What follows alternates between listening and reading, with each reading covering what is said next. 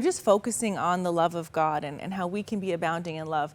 So inspiring. And Joe, it also reminds me of the work you're doing in Liberia. Hope for Liberia is an incredible initiative that you started.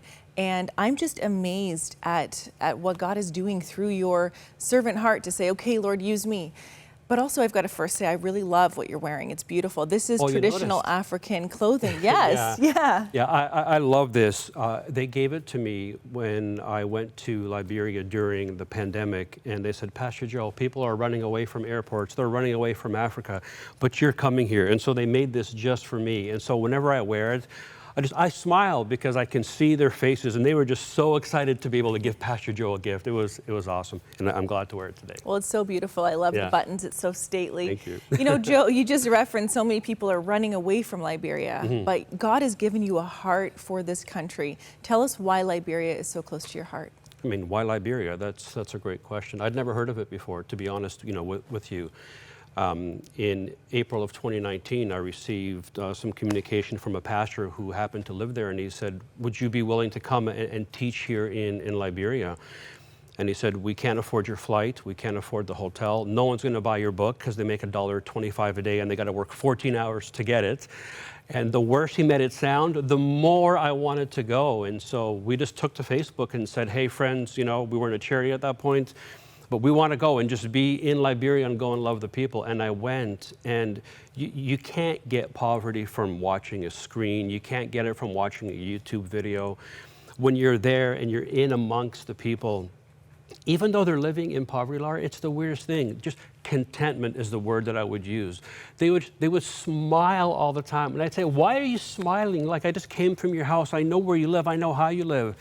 They said, Pastor Joe, there's so many mangoes in the tree this season. They were so excited for mangoes. And I went, oh, Lord, help me to be content with what I have. So God broke my heart for the nation. And for the last 4 years, we've just been loving on the people and starting a lot of programs and doing things to help the community to sustain themselves.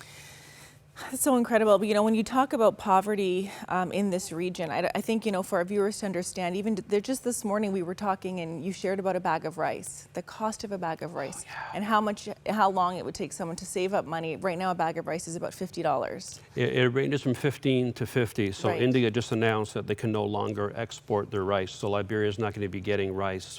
And so it's going to be jumping from 15 to 30 to 40 to 50. Yeah. And again, these people are making $1.25 a day, working 14 hours. Do the math. It's almost next to impossible. And so we'll talk in a little bit about what we're doing to help them to be self-sustaining. Yes, in the area of food. Well, of course, when we deal with an impoverished nation, something, a place that's struggling in this way, it's children who are hit hardest often. Always. And so Hope for Liberia has started a project, and you have a school, an orphanage. Joe, just tell us more about this. Death of women is still, at childbirth, is still the leading cause of death. And whether it's during the pregnancy, during the delivery, or shortly after. And so we have so many orphans in the community.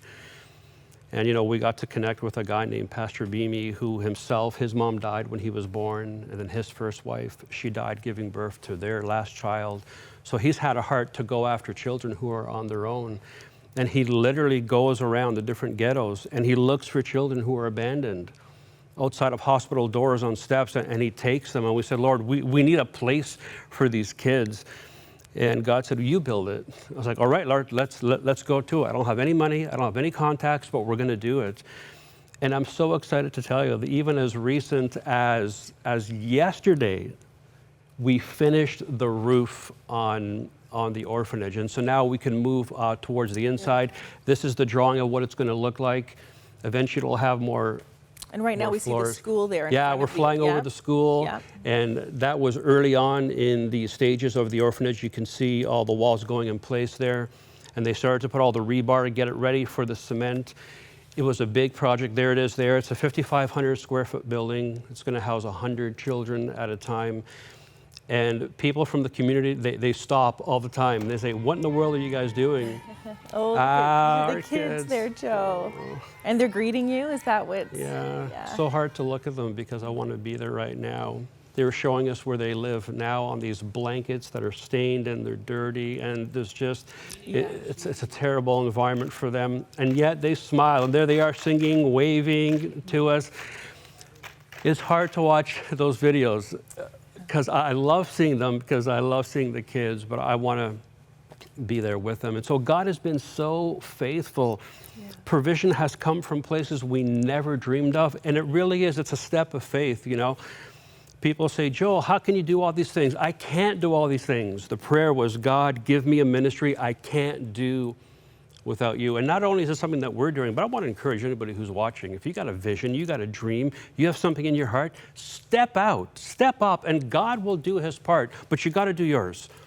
You can't just sit at home and pray, Lord, make me a missionary to Africa, and then you sit in your bedroom. You got to take steps towards watching that dream come to pass. And that's what God has been doing. And we are just so blown away by all the provision. And I can't wait to go back in November and start putting bunk beds in place and getting it ready for the kids. I'm so excited. Oh, I can't wait for those images and those videos, Oh, I'll Joe. share them. Okay. Whether you want me to or not, I'm sharing them. Oh, we want to see them. I know.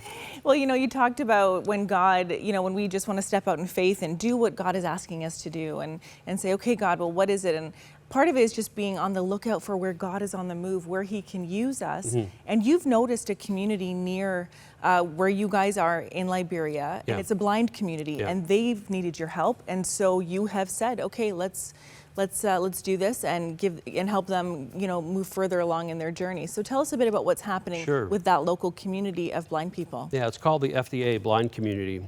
And it's just a bunch of people who were blind who said, listen, we're better together than apart. We can help each other, and we can, you know, pool our money together and maybe buy a little more rice. And we kind of stumbled on them. We saw them begging and said, you know, like, isn't the government helping you? What's going on? And they're like, Pastor Joe, no one helps us. No one even remembers us. And so we decided to get a pickup truck, fill it up with about 1.5 tons of rice, and we just showed up at their place. And I noticed there was kids. There were so many kids. And we would say, you know, why aren't they in school?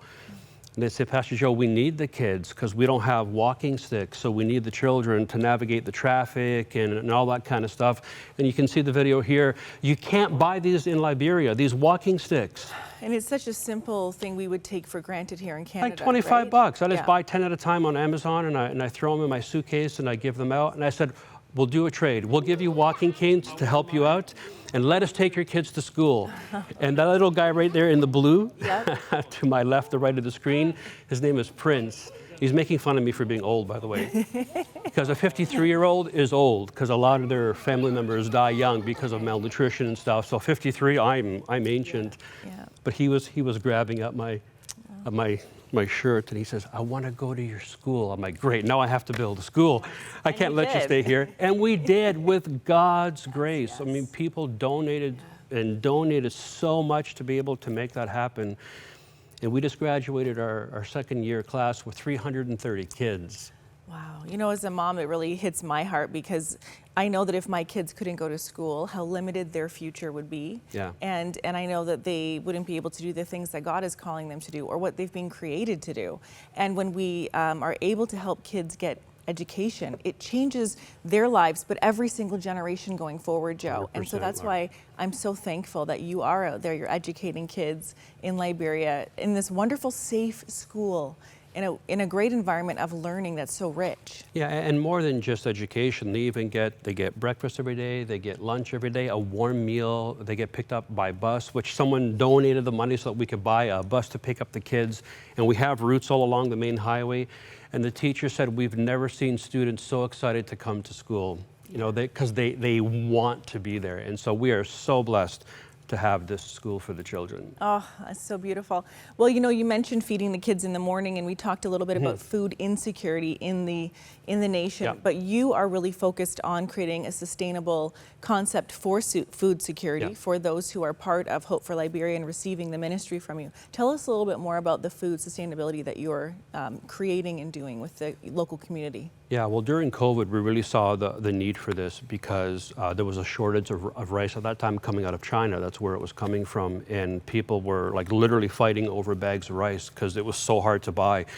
The ships would just come into port and there would be lineups for miles of people wanting to buy a bag of rice, and they were just being gouged. I mean, it was crazy. And we said, Lord, what can we do to make it sustainable so that these people always have food in their community? They don't have to rely on anybody else, not even on me. And the Lord said, start a farm. I'm like, sure, why not? You know, build a school, build an orphanage, let's do a farm. And so we were able to buy 30 acres of land. When I say we were able to buy, because people donated here. Now, what are you growing there? This is cassava. Wow. Cassava is a root vegetable, and it is a staple. And this is like 2 months later.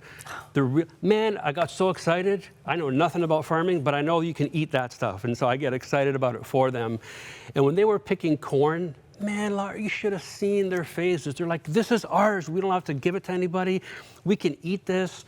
Here they're harvesting these little eggplants that they eat like apples. They just kind of pop them and go. And they're just sitting around chilling, so excited, you know. And Rihanna's rice, this was a dear partner whose mom passed away, who had a farm out in Western Canada in BC, and they bought 5 acres of rice in her mom's name. Her name was Rihanna. And so now they're growing rice in her mom's name to continue to feed children. And it's just such a privilege to be a part of something like this. Yeah.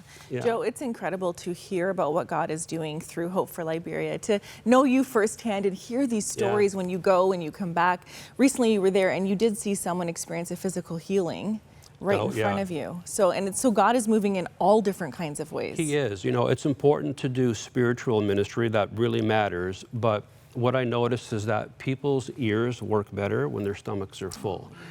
You know, and so you're preaching about the goodness of God and how awesome He is, and they're starving to death. So we feed them till they can't eat no more.